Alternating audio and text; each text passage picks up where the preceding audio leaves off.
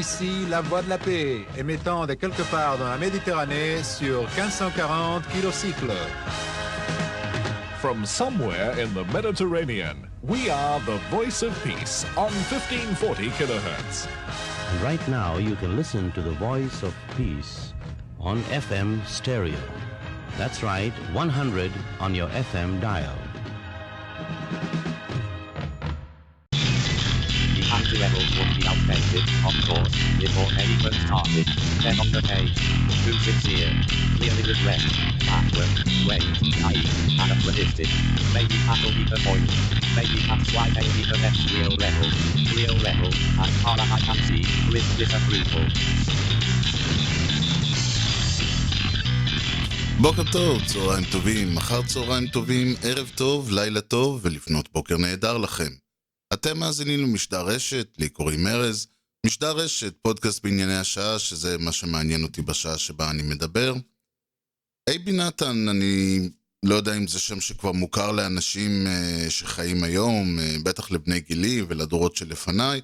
אייבי נתן היה טייס במלחמת העולם השנייה, וכמדומני שבמלחמת העצמאות הוא גם כן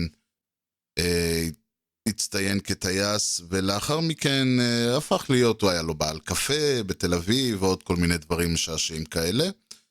ובערך בשנות ה-60 הוא, אפילו לפני מלחמת ששת הימים, וזה משהו שהרבה אנשים לא יודעים, לפני מלחמת ששת הימים, שאחריה כמובן הבעיה הפלסטינית וכל הנושאים האלה הפכו להיות מאוד מאוד אקוטיים, בטח ובטח ככל שהתחילה מלחמת ההתשה וכיוצא בזה, אבל אייבי נתן כבר בתחילת אמצע שנות ה-60 התחיל לעסוק בפעילות למען שלום. הוא דחף מאוד את הרעיון הזה של לקדם את השלום בין ישראל לבין מדינות ערב, כמובן שאחר מכן זה נהיה בין ישראל לבין הפלסטינאים והם מדינות ערב.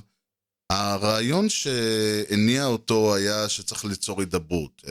בלי הידברות אי אפשר יהיה להגיע לשום דבר, אז ככה הוא ראה את זה בכל מקרה, ובמובן מסוים הצדק היה איתו. יש כאלה שיחלקו על הדברים על האופן שהוא עשה. אחד הדברים שהוא עשה ב-66, הוא פשוט עלה על מטוס, היה לו מטוס משלו, הוא עלה עליו בהרצליה וטס למצרים, הוא נחת במצרים, וניסה להידבר שם עם אנשים, הם כמובן גרשו אותו והחזירו את המטוס, אגב, שזה היה יפה. ואנחנו רואים אותם 66, מלחמת ששת הימים זה 67, כלומר הוא עושה את זה כשמצרים וישראל במצב מלחמה, לא בסיטואציה כמו היום או כל דבר אחר. הרעיון שהניע אותו היה שבעצם הדרך לגרום, ככה אני רואה את זה, אני לא ישבתי עם האיש, הוא לצערי הרב נפטר כבר לפני מספר שנים, ב-2008, למעשה לפני קצת יותר מ-11 שנה. הרעיון שהניע אותו, ככה נראה לי, היה שצריך לעשות כנפיים לשלום. חשבתי על זה הרגע, אבל אפשר לומר שזה מאוד נכון. צריך לעשות כנפיים לשלום, צריך לעשות לשלום יחצנות. הרעיון היה שלצבא יש הרבה מאוד יחצנות. כולנו יודעים כמה הצבא חשוב וכמה הצבא מרכזי בחיינו וכל זה, והוא היה לו את הרעיון הזה. וחלק מהרעיון הזה שהיה לו על מנת איך לעשות כנפיים, איך לעשות יחצנות לשלום, היה הרעיון של לייצר מה שנקרא תחנת רדיו פיראטית, שזה היה משהו שהתחיל די באנגליה, באירופה, שבגלל שבאנגליה, באירופה בכלל, אבל באנגליה בהחלט בפרט, וגם בארץ, למי ששוב חי עד שנות ה-90 בערך, הרדיו בארץ לא היה רדיו בארץ, היה קול ישראל והיה גלי צהל. שתי תחנות, אחת של המדינה ואחת של הצבא, לא בדיוק משהו משדר משהו שהוא לא לחלוטין מה שהמדינה רואה ומה שהמדינה עושה. נכון שבמודל האנגלי וגם במובנים מסוימים במודל הישראלי, הרעיון מכיוון שזה היה הערוץ היחיד והוא ערוץ ציבורי והוא נקי מכל סממנים של פרסום ומסחריות, אז כאילו שנותנים להם יותר חופש והם לא מוגבלים.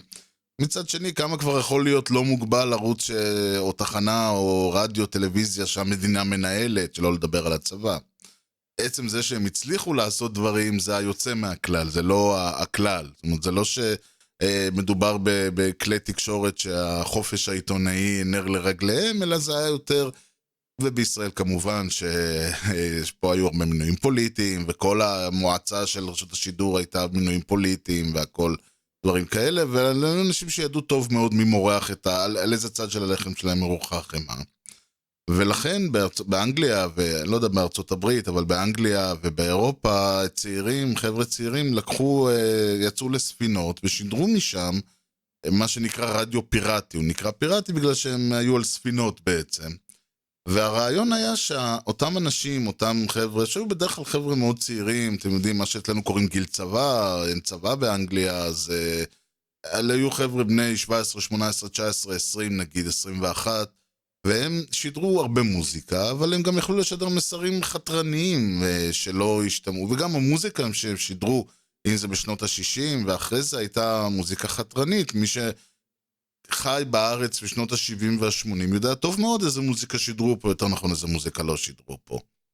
במובן הזה כל השלום הייתה משב אוויר רענן, גם מהמובן שהיה מסר שלא היה מסר של ככה המדינה, והמדינה בסדר, והמדינה עושה הכל נכון, והצבא בסדר, והצבא עושה הכל נכון, ואין לנו פרטנר, ורוצים להרוג אותנו, וכל הדברים האלה. אלא היה פה יותר עניין לדבר על דברים כמו להגיע להידברות, ולדבר על דברים כמו שלשני הצדדים יש סי בסיפור, ושצריך קצת יותר לשלב גם את הצד של הצד השני בכלל יש לו דיבור בעניין, הוא חלק מהעניין, זה לא אנחנו והם ואנחנו נחליט להפסיק לראות עליהם, ואז אנחנו נעשה איתם שלום, אבל הם לא רוצים, אז צריך להמשיך לראות כל הנרטיב שהיה במדינת ישראל עד השלום עם מצרים, וגם אחרי השלום עם מצרים, ולמעשה עד היום באיזשהו מובן. והוא ניסה לשדר מסר אחר, וזה מסר שהיה מאוד 60s, של שלום, של אחווה, של אהבה, של עשו אהבה ולא מלחמה, עשו שלום ולא מלחמה. והאנשים שהוא הביא לצורך העניין הזה, הרבה חבר'ה אנגלים, חבר'ה שדרים מאנגליה, שוב חבר'ה צעירים, שבמובן מסוים גם קצת המהפכה שהם ניסו לחולל באנגליה בשנות ה-60, קצת דעכה, מכיוון שכל הספינות האלה שהם היו עליהם פשוט הפסיקו לשוט, והם באו לישראל לעשות את הרדיו הפיראטי הזה, ולהביא את הקאונטר קלצ'ר הזאת של האיפיז בשנות ה-60 לישראל. חלק מהם כמובן היו מאוד בעד הרעיון הזה של השלום והעשייה, וחלק מהם פשוט נהנו מהרעיון, נהנו מהעניין. זה היה מבחינתם משהו, איזושהי הרפתקה. חבר'ה ישראלי מסיים צבא, הולך להודו, בחור אנגלי מסיים את הקולג' והולך לשבת שנה על האונייה של אייבי לשדר. אחד האנשים האלה הוא אדם בשם טים שפרד. הוא שרת במרכאות על האונייה במשך שנה, אני חושב בתחילת שנות ה-80, הוא יגיד בריאיון שלנו בדיוק מתי הוא היה שם, והסיפור שלו הוא בעצם הסיפור של הרבה אנשים שבאו והכירו את הארץ דרך הסיפור הזה, שנחשפו להרבה מאוד מהדברים, אבל במובן מסוים לא נחשפו כי הם היו על האונייה, והם שידרו, והם עשו מוזיקה, והם דיברו, והם לא, היה את כל התוכניות והיה דברים, אבל הם היו חלק מההוויה הישראלית בהרבה מאוד מובנים, ומצד שני הם היו זרים לה לחלוטין. והדיכוטומיה הזאת היא מאוד מאוד מעניינת, מה עוד שהמוזיקה שהם שידרו הייתה הרבה פעמים מוזיקה שלא היית שומע בארץ, אם כי זה לא התאים לקו הכללי של הרשת מבחינה מוזיקלית. אם זה לא היה מוזיקה של משדרים, כי פה היה פלייליסט, ובסופו של דבר היו איזה 3-4 אורחים מוזיקליים, ורק מה שיש, רק מה שהם בוחרים משדרים. וזה לא הטעם של הקהל הישראלי, וזה לא הטעם שפה, והרבה מאוד סיבות שבעתיים, הרבה פעמים אני זוכר את עצמי בתור בחור צעיר, היד הייתה עוברת מהר מאוד מכל התחנות שהיו בארץ ל-100 FM, שאז הם שידרו ב-FM. והתחנה הזאת, אני זוכר אותה, ליוותה אותי הרבה מאוד שנים בילדותי, עד שסוף שנות ה-80, תחילת שנות ה-90, היא כבר דעכה, ובסופו של דבר היא גם הוטבעה. אני מכיר את טים שפרד בחיינו המשותפים, יצא לנו לעבוד ביחד, וזה היה מין איזשהו סיפור כזה, אתם יודעים שלא עומד, כלומר זה לא היה סוד, זה לא היה משהו להתבייש בו, וזה לא שהוא היה הולך ואומר, I am Tim Shepard and I used to work, אלא זה היה משהו שהוא עשה כשהוא היה צעיר, ופתאום אתה מגלה שהבוס שלך לא רק שיש לו קול רדיופוני ונעים, אלא הוא עצמו היה על כל השלום. וכל הזמן היה לי בראש שאני חייב לקחת את הבן אדם הזה לשיחה. לפני כמה שנים קרה עוד דבר משעשע, או דבר משמח. קודם כל בכלל הוא חזר לאנגליה, ואחרי זה הוא חזר לישראל, והוא התחתן פה ומגדל בית, אישה, ילדות.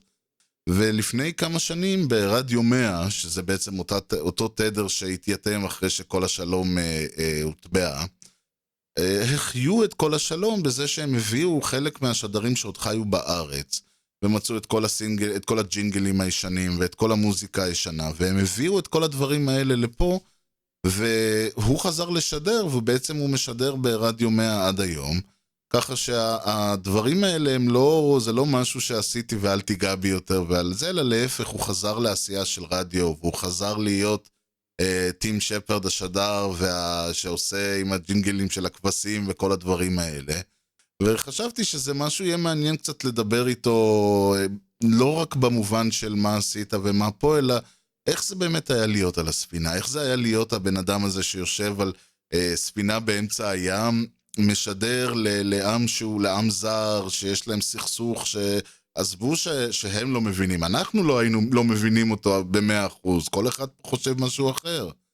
איך זה היה לעשות את כל הדברים האלה, ובאמת, סך הכל אתם יודעים, לחיות פה ולהיות חלק מהעם הזה ומהמדינה המוזרה והפסיכית הזאת, ולעשות את כל זה בזמן שאתה יושב על ספינה שהיא ככל הנראה מקרטעת, וגם הקיום שלך שם הוא קצת פסיכי.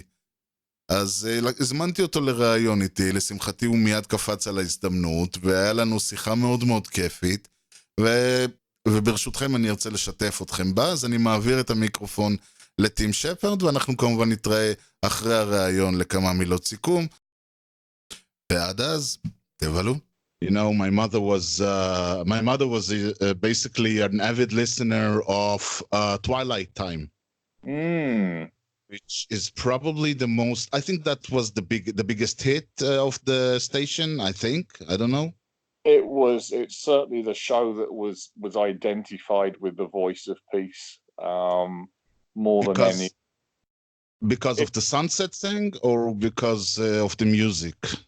Because of the sunset thing, because of the music, because, you know, you've a day after work, you want to just chill to some sort of classic sounds, you know, the tops, nothing particularly strenuous, but it's relaxing. I think it's one of the shows that never changed throughout the lifespan of the Voice of Peace, the 20 odd years it was on the air.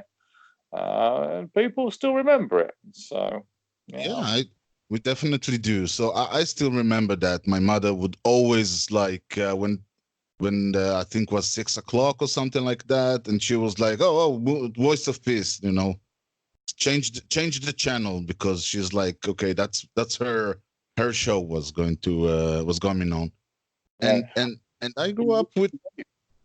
Sorry, you raised an interesting thing there. Like when I was actually working out there in the 80s, you know, I go on shore leave, you know, once a month, and I go into a pub or a bar or whatever. You meet somebody.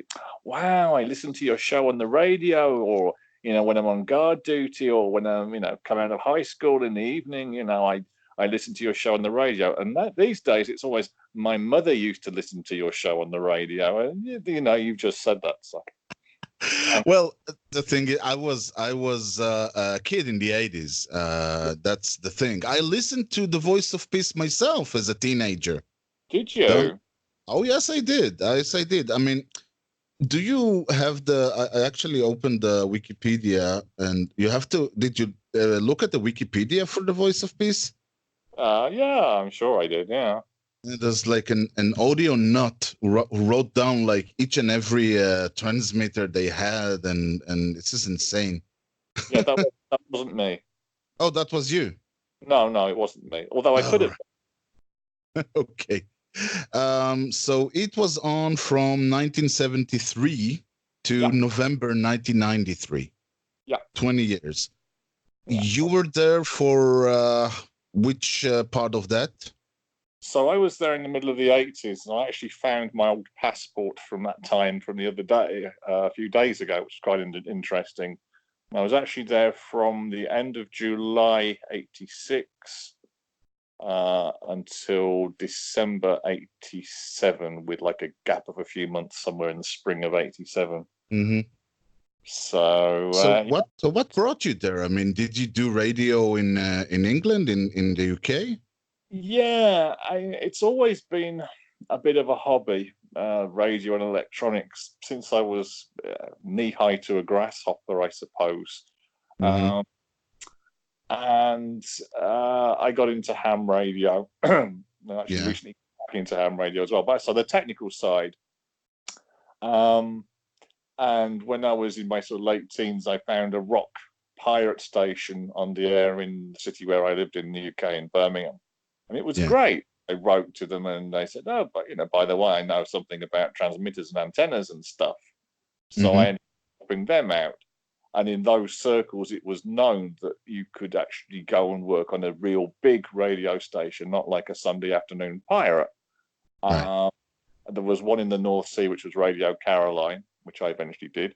And there was the Voice of Peace. So after I graduated, I thought, okay, let's do this. It's now or never. So I sent off a demo tape from one of my sort of rock pirate shows.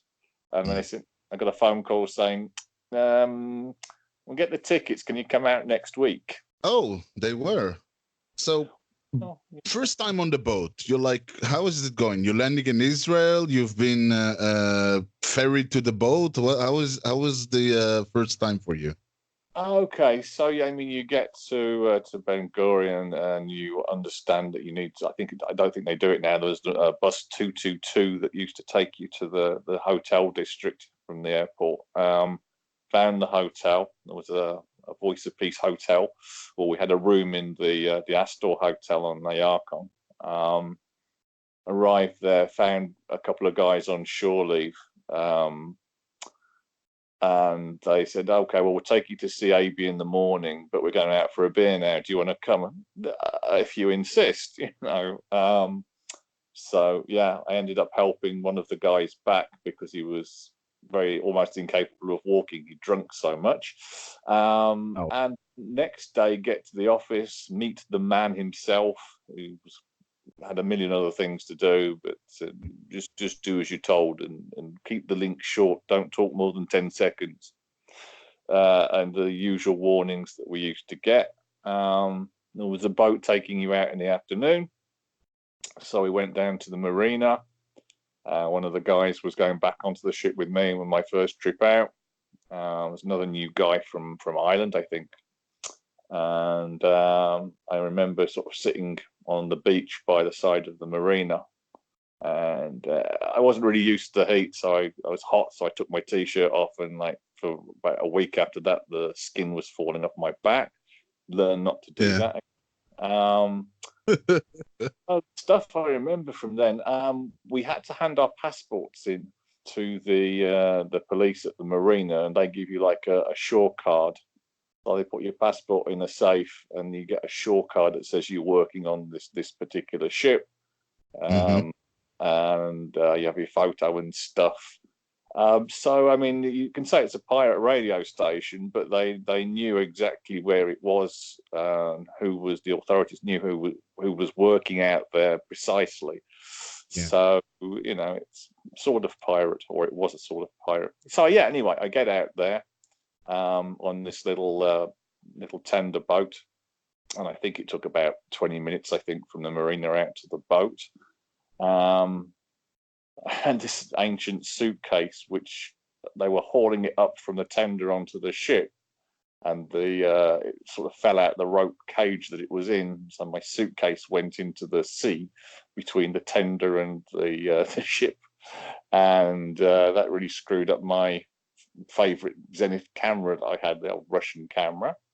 They managed to retrieve it. Somebody very unwisely put their hand between the tender boat and the ship, because they could have had the hand, if the waves take you close, it could have had his arm off. But anyway, he pulled out the suitcase, and at least I had some clothes and a very wet Zenith camera, and that was it. Climb up the rope ladder onto the ship and meet the guys. So that was my sort of introduction to it. I think I was surprised how rusty it was, and how was. Whether I was expecting a luxury cruise liner or something, I don't really recall. I was told it was like a fairly old ship, fairly, but you don't, until you're there, you don't realize quite how small it is.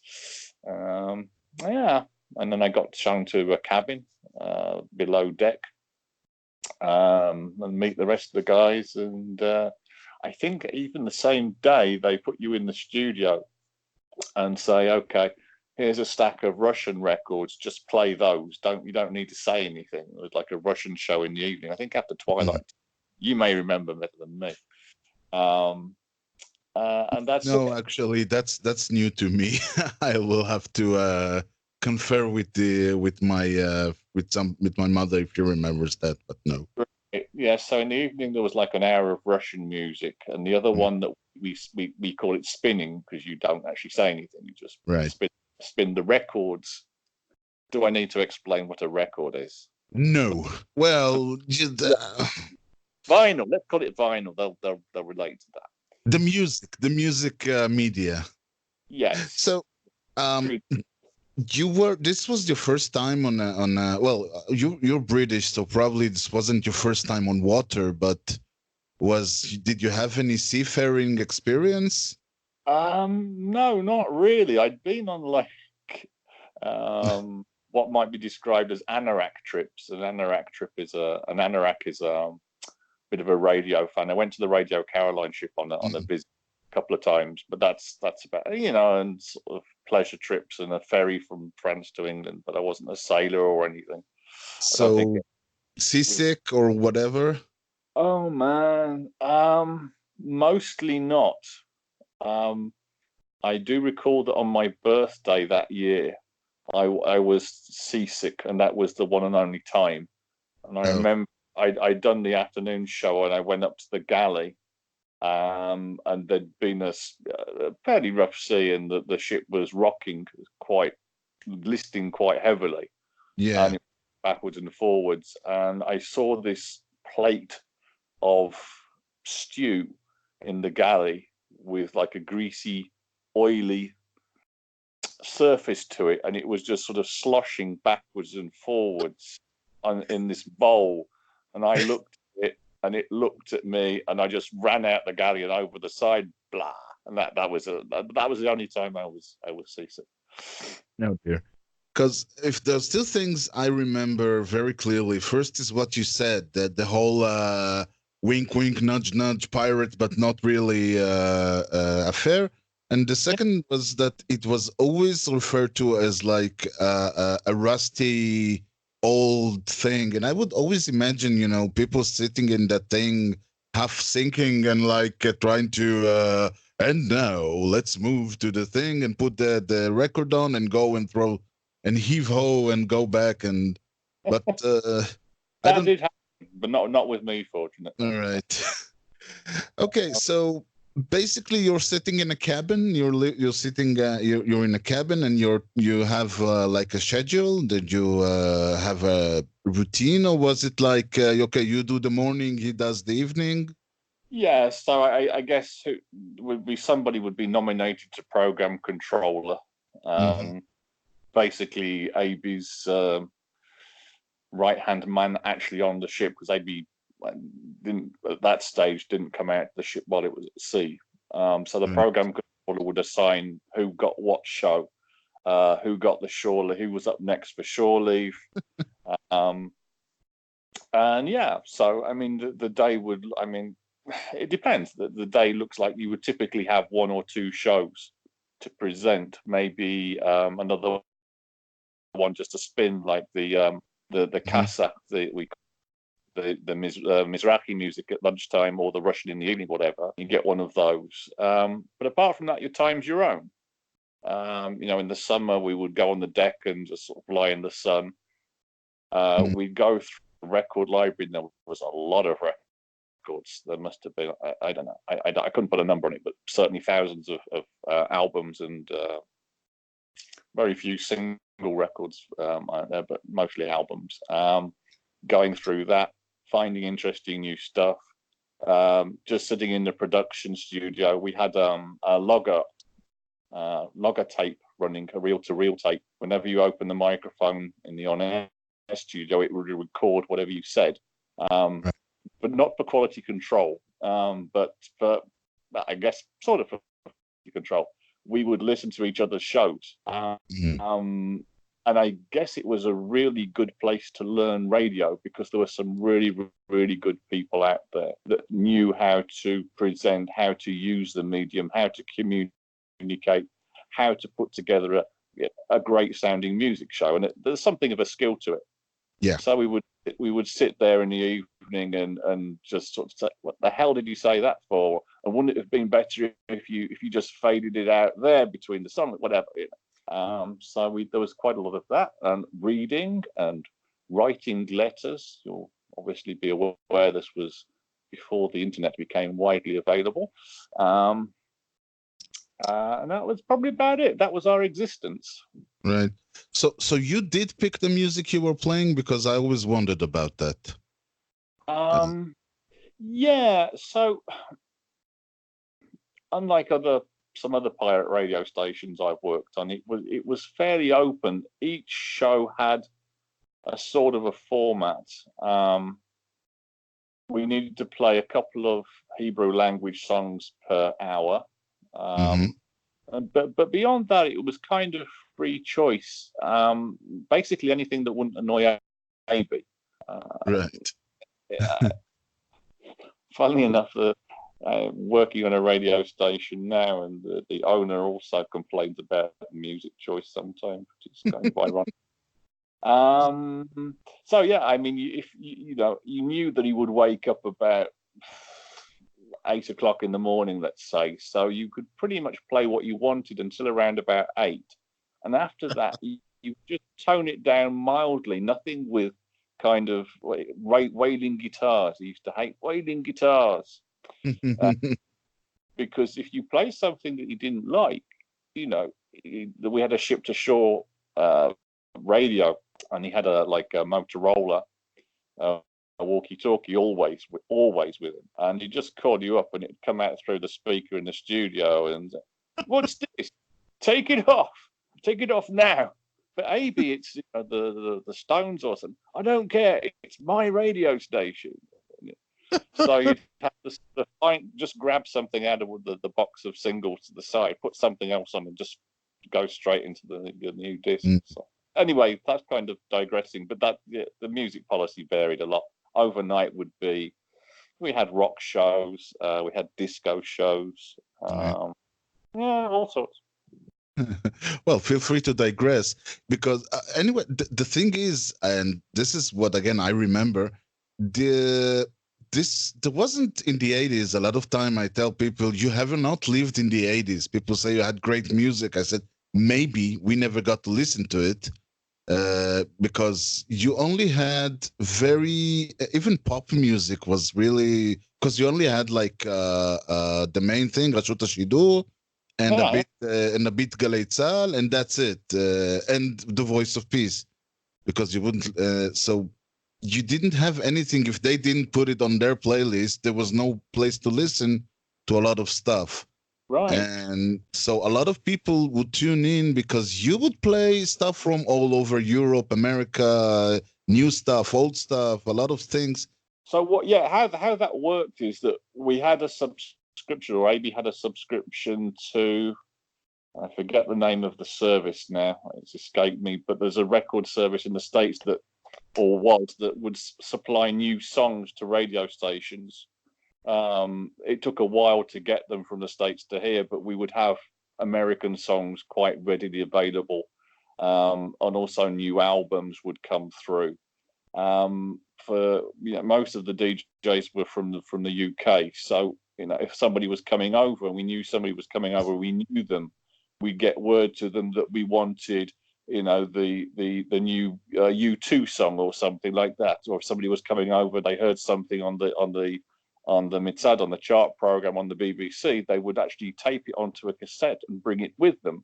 So we got that new song from the charts. And over the years, as I say, they built up quite a decent record library there. So yeah, we got the songs as you say, there was really only Reshet Gimel then, and I think that was before the stage it went Hebrew only. I don't remember. No, way before. Galatz in the days where there was no Galgalat. Exactly. Yeah, you're getting the picture. It was a dark time. we were the music station. There wasn't anything else. Right. There was. Do you remember Ad Pop? Yes, of course. Yeah, so we used to watch that. But I guess that was one of the other music outlets for the youth of the mid 80s. Kind of limited. Right. And now there wasn't only music. The thing about the Voice of Peace was it was supposed to be this political entity. Was that actually, filtering into your daily life or for anything there? I mean, did Maybe not give you a test or something? No, not at all. I mean, he wanted us there to keep, he knew that we were a selling point for the station. The English language DJs and the music. We didn't really have any brief to talk about politics or the peace process or anything like that. But in fact, we were told not to. Mm-hmm. So that was really his game. I think a lot of people that worked there were sympathetic, and to the cause, I guess. And I guess I know some people who went completely the opposite way and are horrible right wingers now. I'm still a smaller knee, so what can you do? Well, to each his own. Okay. Any memorable events? Did anything, something apart from the storm at your birthday? Has there been anything, different? Any memorable thing that happened to you? Oh, a few things. I remember what we used to wait for the tender to come out. The tender would generally come out once every week or two, unless the weather was really bad. Anyway, one winter, been waiting for a week. It was too rough to send a tender, and eventually we see a little black and white tender boat coming out. As we think, great food. We run out of milk with this, that, and the other. And it turned out it was a guy. I don't know if you remember Gad Biton's disco show. But Gad Biton had actually paid to send a boat out with his pre-recorded disco show. So the guy came alongside. We're waiting for milk and food and stuff, and maybe some new records. And the guy says, "No, just this," and throws an envelope on board with the cassette for Gad Biton's disco show, and then goes away again. Bloody hell!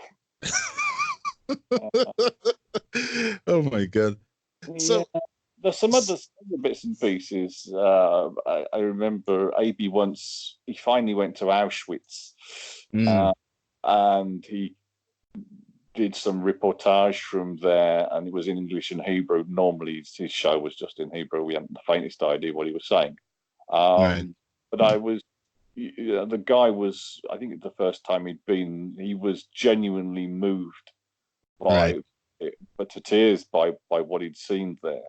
And I think we all sat in the studio just listening to this coming in on the link from the shore, just sort of dead silence. It was so powerful. So yeah, a lot of moments like that. It's an odd existence, and anything out of the ordinary tends to stick in your memory. Right.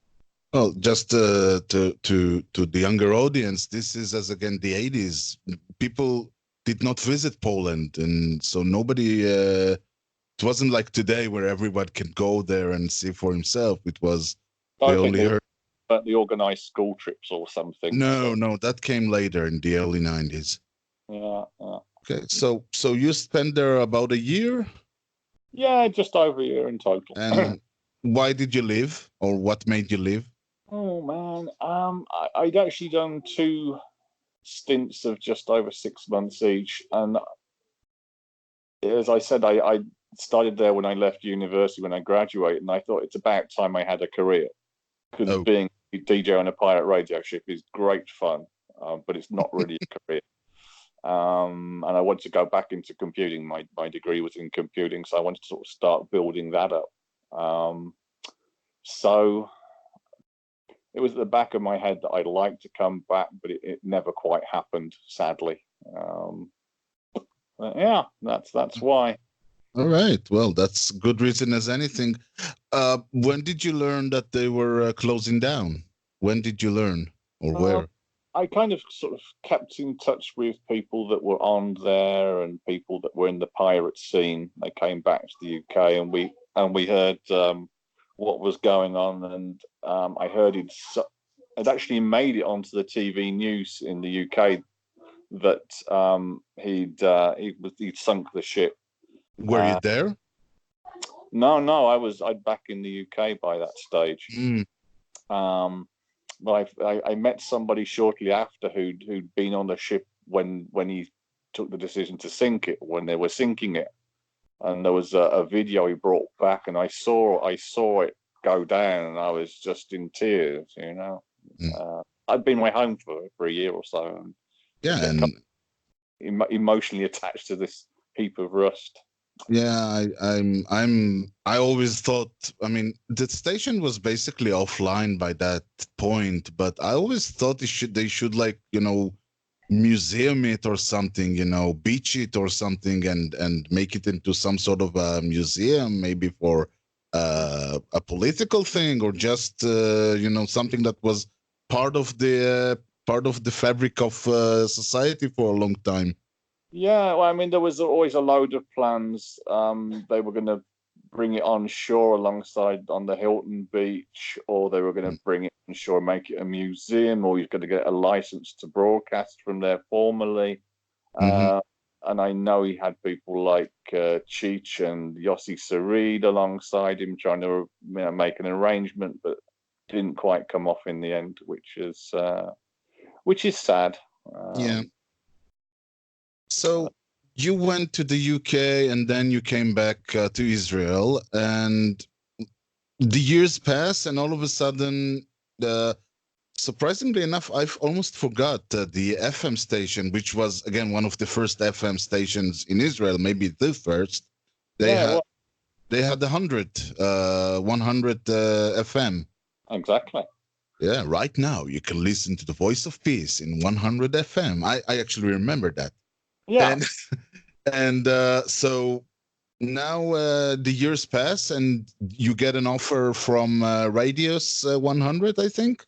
Yeah. So they'd started to do a Voice of Peace tribute show, and I'd been here for a few years, and there was a guy called Jim Johnson presenting it, basically reminiscing about his time on the ship. And then it was Aibie's 80th, I think. And they said, would you like to come in and talk about the Voice of Peace? And I knew somebody who knew somebody who knew somebody. Just who said, "Oh, come in and do this." So I did. And that kind of led to me getting a gig on there, which was kind of unexpected.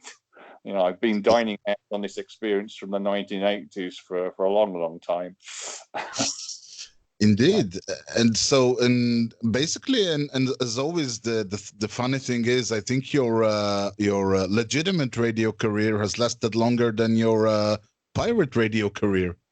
Probably. I was trying to put some sort of number of hours on it. I guess so. I mean, I was on the ship for a year doing nothing but that. Nothing but 4, 5, 6 hours the broadcast time every for a year, over a year. With Radius, I've been there since 2008, and that's like a couple of hours a week. So it must be pretty much, but maybe a little bit longer. How did you feel going back to broadcasting? Was it like like a bike you never forget, or did you need to? I don't know. It's an interesting question. When I went back, they basically had a studio technician sort of driving the mix of the console, putting the songs in. I would just sit there and talk between them. And after a couple of months of that, I said, do you think I could try, driving it? Yeah, of course you should go. Come sit here. So I did, and then that's when you feel okay. I can still do this, but I still do the same cock-ups that I was doing back in the 80s, and using the same corny shtick, same corny gags as I had in the 80s. So right, the sheep thing is immensely popular. Is it? It's Well, everyone who heard it, every time I say, yeah, I know this guy who used to do it and now he does radios, and which one is he? I said, the guy with the sheep. Oh, okay. yeah. That's what they remember. One of the guys I was working with on the ship actually recorded that for me. Australian guy called Mark Warner. So those are actually actual sheep in a meadow. I think it's actually from a sound effects LP. Oh, okay, that's what I thought. When we started doing the radio shows, we kind of amassed a bunch of recordings and jingles from. There's a guy who works as a kind of unofficial archivist, and we got a load of CDs from people that listened back in the day. And they transferred their cassette recordings of the shows onto CDs and sent them. So, and we found the sheep jingle in there somewhere, which was kind of amusing. Yes. Oh, that's nice. And any plans? Do people ask you, to do revivals? I don't know, go in clubs and stuff, or is it just you're doing the radio thing and that's it? I've never really been a club DJ. In some sort of a nostalgia, let's do a Voice of Peace themed party and bring in the guys or whatever. No, I'm not sure I'm be comfortable doing that anyway. Just pitching in, maybe a future business endeavor for you. We have a gang in the business that you have a good face for the radio. So, tell me about it. Yeah, I know. Finally, before I let you go, why radio in the first place? Well, why did you pick radio as your passion? I don't know. I think I always trace it back to when I was a kid. I used to go to the library with my dad every Saturday, and I found a book on the 1920s for some obscure reason. In the back of this book, how to build a crystal set, because in the 1920s, radio was becoming a thing. Mm-hmm. So I'm going to have a go at this. Being 7 or 8 or something at the time, and I did, and the damn thing didn't work. But eventually, I got it to work, and that kind of got me into the radio and electronics. And like I said, then when I was about 14, I did the exam to get a ham radio license, and it just kind of went from there. I love the media. If you do it well, it's a great media.